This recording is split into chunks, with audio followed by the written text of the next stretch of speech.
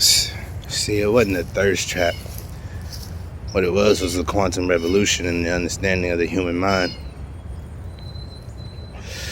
We weren't looking to make a thirst trap. We were looking to find someone who we could share a reality with because of everyone's own personal reality of this mind over matter shit. So what we created was something official, something brand new, something by the book, so to speak, when it comes to bonding and binding. What we didn't understand in the moment that we were considering the thought process behind that thesis and creation was the ramifications it would have on the grander scale of things. Much to the likes of CERN when they got to playing with particles, especially sending one back in time a second. What we realized was that one quantum scale adjustment performed by man itself is a singularity, which led me to discovering all these other singularities, which led me to understanding myself.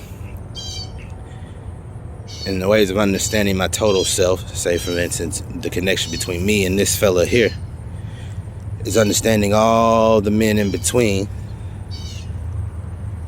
so we can understand each and every part of us.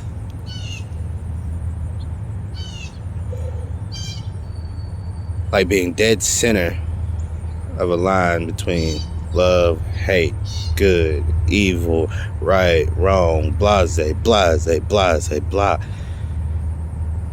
And finding the perfect Fibonacci sequence to obtain balance within that line so everything flows around the line instead of being wavy like a boat rocking. That is how we got to these precious light beings.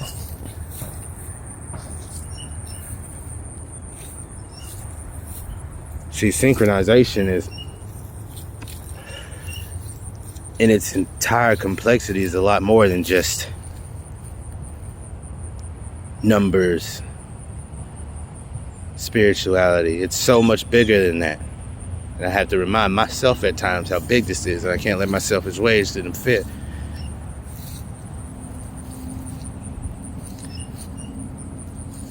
But when it comes to understanding that light functions just like, for instance, the Matrix would in the movie, except even the speed of that light, those numbers falling, it's fast. You gotta think about those numbers. When they fall, they turn into colors, they turn into things, they turn into cars, they turn into people. And it's not just numbers behind that, it's a frequency that generates those numbers to make that code out here even possible. Not to mention having to deal with the many of yourselves.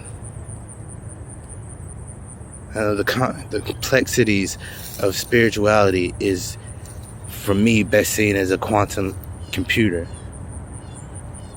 And considering how gigantic the first quantum computers were in this realm, just imagine the entirety of a quantum computer that generates reality itself.